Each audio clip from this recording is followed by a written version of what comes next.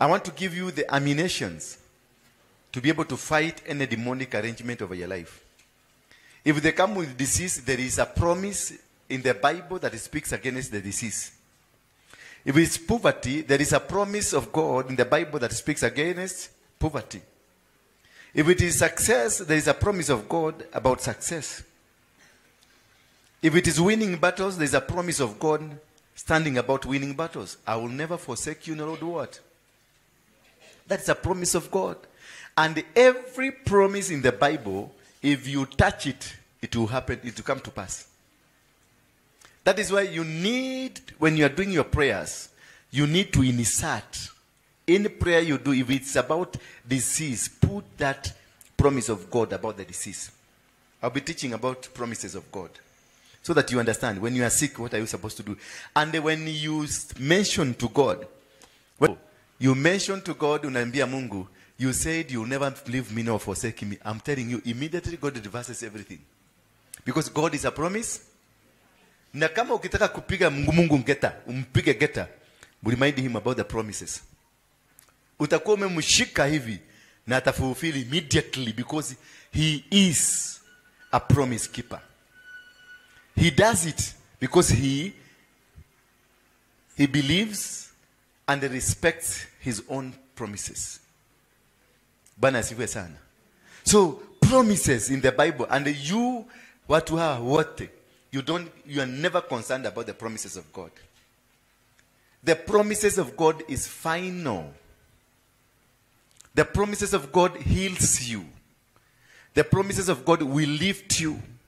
The promise of God will change your life.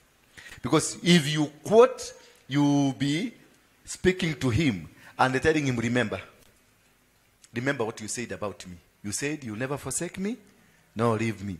So when Gideon was speaking to this angel, and he asked the angel, where is this God that was with Abraham? Where is this God that was with Moses? Where is this God? He was moving backward to remind God, where did you go after you dealt with Moses? Where did you go after you dealt with Abraham? Remember what he told Abraham, your generation, kizazi chako kitafaulu forever. So Gideon was reminding God what he told Abraham. When Moses started the journey, Moses told God, I will not go until we go with you. And God said, I will be going with you. So when he mentioned Moses, he was reminding God what he told Moses.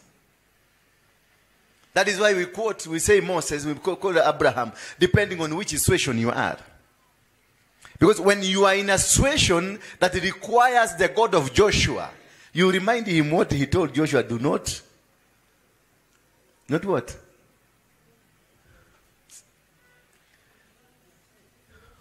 Be dismayed, nor be afraid.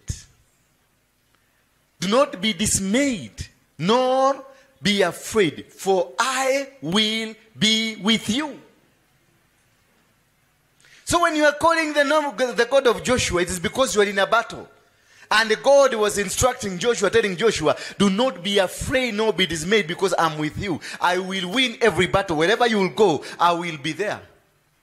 So remind God that when you are calling this God, unaanza kutaja kama Wakikuyu wanasema, wewe kai wa Ibrahimu, kai wa Yakobo na Musa. You need to understand. The God of Moses is not the God of Joshua. The God of Joshua is not the God of Abraham. The God of Abraham is not the God of Jacob. This God appears in different forms. He comes like a thunder. Bwana Yesu asifiwe sana. He is fire. He comes like fire. He comes like rain. He can come in any form. So study first before you say the God of Joshua. Ask yourself, when God was speaking to Joshua, how did he appear? Alikuja akiwa nini? Alikuja akiwa moto ama alikuja akiwa commander? Alikuja akiwa Michael ama alikuja kama nani? The God of Joshua. Joshua was in the battle from day one, conquering nations, fighting and killing nations and kingdom. Kuna mahali Gibeoni aliambiwa mfalme, kamata, shike Ruto na ukate shingo uwekelee juu ya mti. Before ufike kwa Ruto, niambie sasa nimekutuma, tengeneza jeshi muende kwa Ruto State House mtoe. What will happen between here na Ruto? Hapa katikati. Ni vita. So huyu ni Mungu wa vita. Mungu wa Joshua ni Mungu wa nani? Alikuja akiwa Mungu wa vita. Lakini Mungu wa Musa, muangalie vizuri, ni Mungu wa miujiza. Alikuja akiwa miujiza, maana Musa alipatiwa tu bakora, na hiyo bakora ndio ilikuwa silaha. Because God told him, I will walk with you. But kwa Joshua alimwambiaje? Not be afraid, nor be dismayed. Why? Why will he? Ati nimekupatia Jericho na usiogope. Why? Shika. Nimekupatia na usiogope. Why will I put that other word? Na usiogope. There is a reason. There is a reason anakuambia nimekupatia Jericho na usiogope. Ni kwa nini? Jericho is occupied territory. You have to remove people. Bwana Yesu asifiwe sana. You have to kwa hivyo kama unaitisha Mungu wa Joshua, ujue kuna displacement na vita itatokea. Ndio unaona unatoka kwa maombi, ukitaka Joshua ukitoka kwa maombi, ukifika kwa nyumba unakuta kuna vita. Because you invited war. You invited the God of who? War. And because he want to show you, nitakushidania. Lazima vita ikue. Ndio unyoroshwe upigwe ngumi mbili, alafu upige magoti uite Mungu. Waseme Mungu, you said you never forget, leave me, never forsake me. Sasa anateremka. Anakuambia nimekuja. Lakini sasa hiyo ngumi umekula 3. So when you are praying and asking, God of Abraham is a father of faith. You have to increase your faith. Na utapata challenges ambazo zinataka faith ipande. Automatically, kwa sababu ulimu-invite, utapata serious challenges that will involve your faith. Na sasa utafika katikati kwa sababu you are not aware of what you invited, faith yako inateremuka. Nasema, hata kama ni Mungu, wacha ikae. Because imekuwa moto. Angalia huyu mzee venye alipita mpaka akapatiana bibi yake. Kwa sababu mambo imekuwa gumu. Ameona watu wataniua, akapatiana bibi akasema ni sister yangu. Akampatiana kwa mzee anaitwa Abimeleku. Only Abimeleku, shida ikaingia kwa Abimeleku. Moto ikawaka kwa Abimeleku mpaka akarudisha bibi ya wenyewe. Akaambia wewe mzee, si ungetuambia huyu ni mke. Sasa angalia umefanya niende nikajaribu mambo mengine. Shida imeingia kubwa sana. Bwana Yesu asifiwe sana. So that is the most important thing you need to understand. When you are calling your God, unamuita Mungu wa nani? So whatever Esau ate was by miracle. Sasa sugura, unaenda kutafuta sugura, umetoka nyumbani unaenda kutafuta sugura. Iko kwa kichaka, hujui ni kichaka gani? Hamujapanga na Mungu, utaikuta mahali fulani. Sasa it is out of imagination, you are going out of imagination, and now all of you here, you live an imagination life. You don't know until the jioni hujui utakula nini. Una kazi, una nini, unakaa tu kihasira nation. Bwana Yesu asifiwe sana. So Esau was a man that ate because of lack, not because he has invested. But Jacob was a man that he ate because of an investment.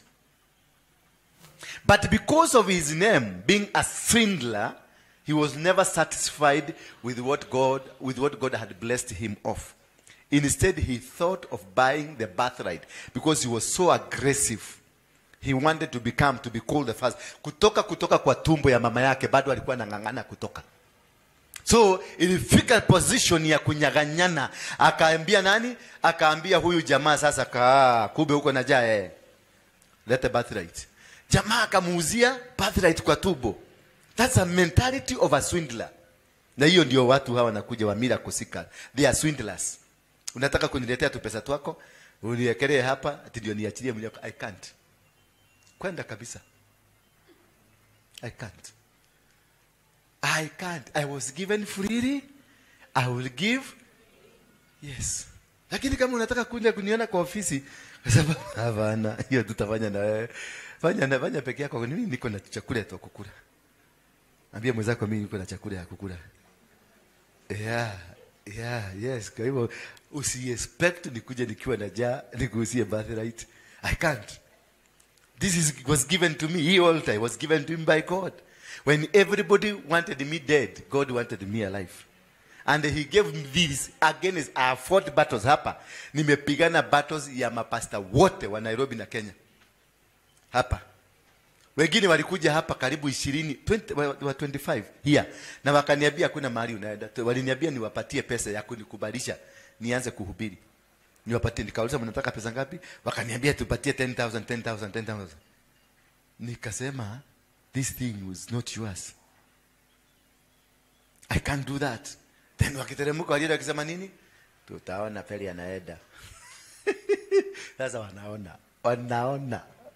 wanaona wabia sema wanaona, si wewe uliona? Ulinionea wapi?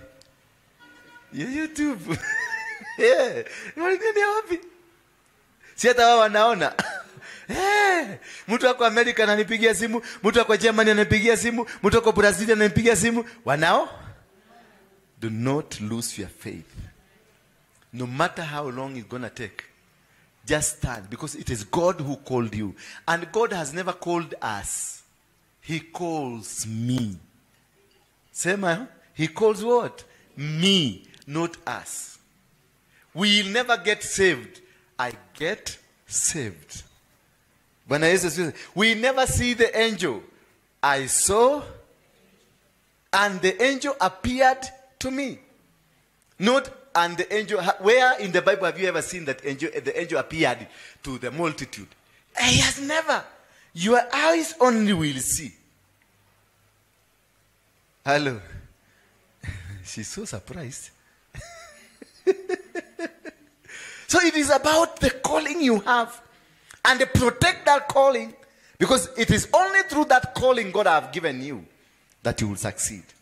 Because you only understand the manual and the manifesto of the calling. You only. Hata ukakuwa na washirika milioni 10, you only understands. Jesus only understands his mission. We are all, ndio unaona kuna kanisa ya PCA. Tuna kanisa ya Kolino. Tuna kanisa ya Rejo Maria. All these churches zimetolewa kwa hii Bible. Hakuna church hata moja imetolewa outside the Bible. The same line ule alisoma akatengeneza PCA. Hiyo ndio Mokolino alisoma akaona kitaba. Bwana asifiwe sana. So it is about how are you connected? How are you called? Bwana Yesu asifiwe sana. The way you are called will determine what you become. The way you are called. Then this swindler in the name of Jacob akanunua chakula, akanunua birthright ya mtu aliyelaaniwa. Because the Bible says alimwambia huyo mama wao, akamwambia uko na vizazi viwili, kimoja nimebariki na kimoja nimekilaani. So alinunua nini? Laana kupitia kwa tumbo. So how hii tumbo yako imekupelekea umefanya vitu ngapi? Jiulize. Umelala na wanaume wangapi kwa sababu ya hii tumbo yako? Umedanganya watu wangapi kwa sababu ya hiyo tumbo yako? How many people have you conned because of your stomach? Ask yourself. How many women have you slept with? How many women have you slept with because of that stomach? Because the bottom line ya kufanya usherati ni nini? The bottom line ya kutengeneza bunduki ile mzungu alitengeneza ni nini? The bottom line ya hii nyumba kujengwa ipande hivi ni nini? All this development you are seeing is because of stomach only. Stomach ambayo haitajaa na haitawahi jaa. Utakula saa hii, jioni inakuitisha. The cause of all troubles we have in this world. Hii ndiye imefanya kuwe na president. Ruto is in power because of a stomach. Mnasema ni president wetu. Hapana, alingangania mpaka kafika huko ndio akuwe president. Akule vizuri. Uhuru Kenyatta noti imechorwa baba yake na bado anachukua vitu. Because the stomach is still demanding. Sasa unauliza Uhuru anatafuta pesa ya nini? Just ask yourself, Uhuru anatafuta pesa ya nini? Ushajiuliza swali kama hiyo? Noti imechorwa baba yako. Barabara zote za Nairobi zimeitwa nyinyi. Kiwanja Uhuru Park ni wewe. Kiwanja ya ndege ni wewe. Kila kitu, mabanki ni zako. Kila kitu, na bado anatafuta. Si sasa hizi anafanya mambo ya peacekeeping. Si analipwa na UN. Pesa anatafuta, anataka kupeleka ya nini? Haiwezi, because stomach is still demanding. You will never get rich. You will never become rich. We survive. Then when Jacob swindled his own brother and he took everything, it's laana. And wherever he went, akaenda kwa uncle yake anaitwa Laban, he started working. Inside Jacob, inside him, mbuzi zikaongezeka. Laban became rich. He had everything. But the day Jacob wanted to eat, Esau akasimama. That is most of you. The day you want to eat what you've struggled for, the spirit of Esau stands. Because Esau is a hunter and a gatherer. When you're about to invest, you're about to do something, ndio nasikia kitu imetokea. Ile mdosi wa kuja kusaini, mtoto yake alikufia Dubai, wameenda kwanza. Na deadline ilikuwa ya kesho. When you're about to be blessed by your brother, somebody about to lift you up, then you hear, my brother nimegonjeka, ako Kenyatta. You are the cause of him kwenda Kenyatta. Because the spirit that is in you is the spirit of who? Esau. So wherever inside him Jacob worked, he prospered. Working for somebody, you prosper. But when you come to work for yourself, inakata. Some of you work for muhindis and for people. Na duka inapanda kupanda, inanawili kunawili. Unaenda kufungua kakioski kwenu. 1 week kanaaguka. Because you have the spirit of who? Esau in you. These are two nations that one day I'll come and teach you. There's the Esau nation and the Jacob nation. Until unaona mbuzi zilikuwa nyingi, Jacob akaambiwa, akaenda kugawa, akaambiwa na baba na anko yake Laban, no, wachana na hizi. Akaambiwa achukue zile viwete. Na bado akati alichukua viwete zilipoenda huko zikaanza kuzaa vizuri. Because he carried the blessing. Bakati wa kwenda kuchukua zikwe zake, the uncle stood and said no. Akafanya kazi. Hebu tell me, can you be in this church for 5 months na ukose kuelewa tabia za hapa? Can you be with a man and then you don't understand this man forever? No. But Jacob stayed for 7 years in a family not understanding that this woman I'm working for can't go before the first woman goes. 7 good years. Because the veil of Esau. Pick the wife, akaambia no. This is not workable. This is not our culture. Remember, you've stayed for 7 good years without noticing or knowing that there is a culture. Because whatever that is happening, operating in you, is a spirit of a hunter and a gatherer. A hunter and a gatherer does not have a deadline. Works in superstitions. You go unafuta kichaka, unatua kichaka, unaona kama kitu itatoka. Unaenda pengine unatua kichaka, unaona. Na alikuwa ndio ause birthright yake, alikuwa amefanya hivyo the whole day. The man was so hungry. But remember, Jacob invested. Jacob worked an investment because of a wife. Only to be told after 7 years that you cannot marry this one. You need to marry the first one for the second one to go. And again, he started all over again for another 7 years. So he first wife for 21 years. Psychologically, he was working for this other person. 50 years na 60 years, ndio unaanza kuona vitu.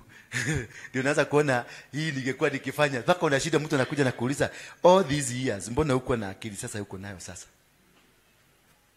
He worked psychologically and emotionally. And that is what the devil works in us.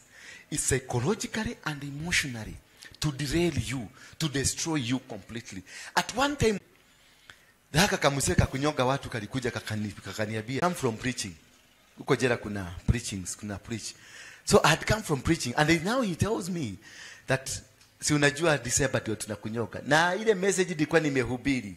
Nilikuwa naambia watu, say I'm going to die. Jesus is my savior. Nilikuwa nimehubiri vizuri venye mtu hata kufa. Sasa kutoka nje kanaita kwa gige. Tulikutana hapa na unajua mwezi wa December ndio tunakunyoka. Sasa kujitayarisha. Pigia watu nyumbani waambie bye. So I felt so low. Because I was preaching and preaching and preaching, because I wanted God to do something to stop this hanging, because I know God can stop. But this God has sent this man to come and tell me bad news. Kunyonga tunakunyonga.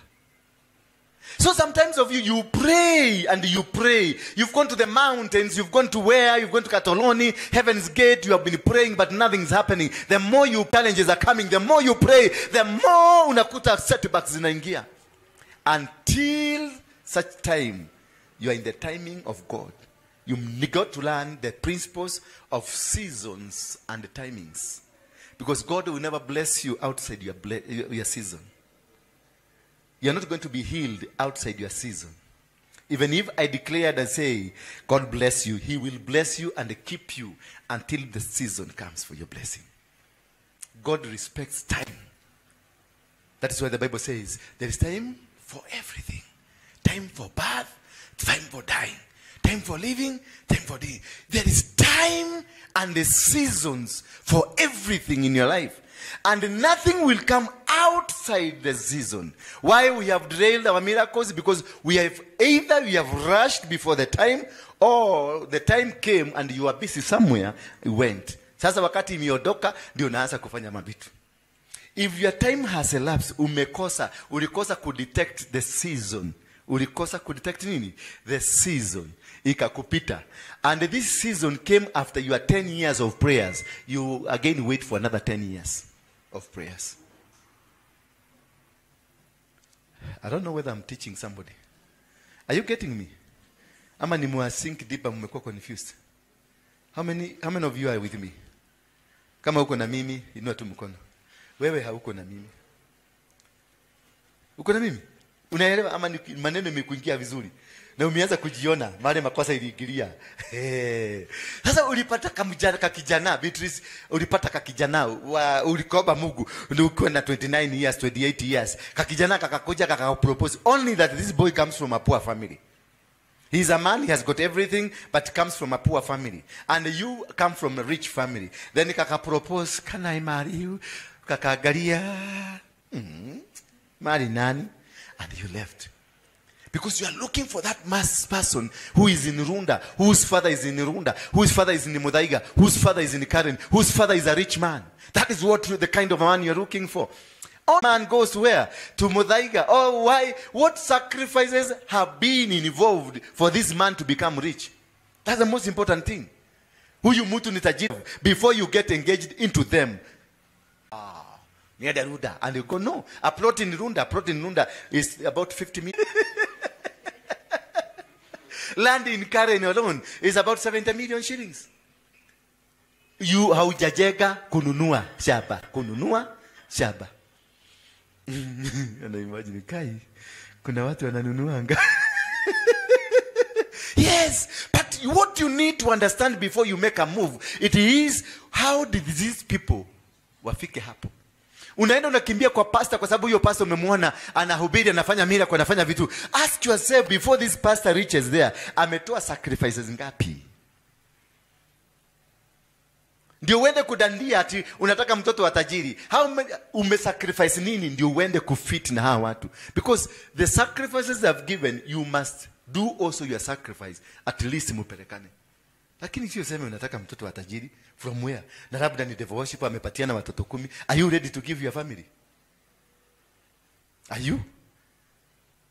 Bwana Yesu asifiwe sana. Mtu ni wa free mason amepatiana mama yake, ampatie nyanya yake. Na unataka kwenda kujuherera utajiri yake kwa sababu kuna Range Rover, kuna Audi, kuna Mercedes, kuna manyumba kubwa. This guy is really blessed. Who told you it's a blessing? Who told you? Yes, this guy is rich. This guy is blessed by who? Also the devil blesses. Hallelujah. Also the devil blesses. He will give you everything that you want at the expense of your mother, at the expense of your father, at the kutaka huko kieda huko sana sana. Kuna mtoto anakuanga conduit ya upande ule mwingine. Lakini ukiona zile magari zimewekwa huko kai, unashindwa what happened? Huyu mtoto aliingilia wapi kwa hii familia? Unashindwa kabisa. Vitoto hivi vingine ni vizuri, vinakaa vizuri. Kuna kinda vichako na huko nyuma. Hata kuna wengine hapa kule Limuru, kunaitwa nini kule kwa matajiri? Nilironi. Hii ya matajiri. Si Tilisi. Red Hill na huko hiyo. Kunaitwa kweta. Hiyo area hiyo. Tigoni, Tigoni. Hapo kuna mahali, kuna that home ya hawa watoto wa matajiri wanapelekagwa huko ndio wasionekane na wasiwache kuwasubua ndio wakue busy. But those are sacrificial. Ni vitoto vimetolewa kama sacrifices because of their money. Bwana asifiwe sana. So before you say I want this, before you say I want to be this, before you say I want this man, first do some thorough search. Not every man is a man. Not every woman is a woman. Bwana Yesu asifiwe sana. Not every beauty is beauty. And not every handsome is handsome. Some others are concealed to trap you. That's why you have so many marriages that are not working. Because the arrangement was that you be destroyed. Because they are targeting you. They are targeting what is in you. They are targeting the anointing that is new. That is why they will locate you. They will locate you until they catch you. They take you there. By the time you realize, ushamalizika. Sasa hapo ndio mnakujaga unakutaga mnakibia makanisani. Sasa hapo ndio yule pastor alikuwa naona mapasta madhi koishi ile. Na pesa ametagia. Sasa wakati hiyo ikifika ndio najua si pesa wanaitishaga. Man of God pray for me. Man of God. Man of God pray for me. Man of God, I've gone everywhere. Man of God. Hallelujah. Before you reach that man of God, can you have a relationship with God? Build a relationship. I was in a prison waiting to be hanged, but I built a relationship. You go to committee, ile kanisa iko committee. I founded it while I was in committee waiting to be killed. But what I did, I invested in the word of God. I preached and preached and preached the word of God. And one day, because I preached the word of life, that Jesus is life. Jesus is the power. Jesus. Nilikuwa naongea mpaka hata mimi nikasikia. I've never spoken such a word. I've never touched. Sijawahi kufundisha neno kama hilo. It was so powerful. In fact, watu wote walikuwa waliokoka tena. Hata wale walikuwa waliokoka tena. Only to walk out kukutana na hiyo kamse. Ngige. Kaniambia. Na kaniambia you be the first one. Kwa hivyo uko ukijitayarisha. That is the day I slept. Nikaambia Mungu sasa, make your own decision. Na nikara. I never argued. Remember, I was one person who could argue over anything. And who could challenge anything. I never argued. Nilisikia nimekufa, nilisikia nimeisha, and nikasikia emotionally I'm worn out. Kumbe, God is waiting for you who accept the emotions in you, the education in you, the money and the knowledge that is in you, ziishe, so that He can begin a journey with you. Bwana Yesu asifiwe sana. So do not see like God is delaying. Anaendelea kungojea hasira zako zimeanguka, kujuaji yako imetoka, tupesa twako tulikuwa na liga nato tumetoka, kila kitu. Sasa the day you are empty, because that day nilikuwa empty. Zero. Nililala, nikarara mpaka nikaona ndoto. Then that is the day I found myself nimeenda biguni. In a dream, I went to heaven. Then in heaven, ndio nilikutana na kina Musa, ndio nilikutana na kina Joshua, nikakutana na Yesu mwenyewe. Na akaniambia, I'm sending you preach the gospel of the truth.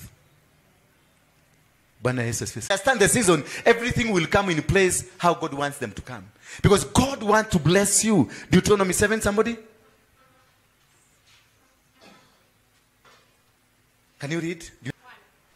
When the Lord God blinks. You are about to enter and occupy. So it is a land that you are about to enter.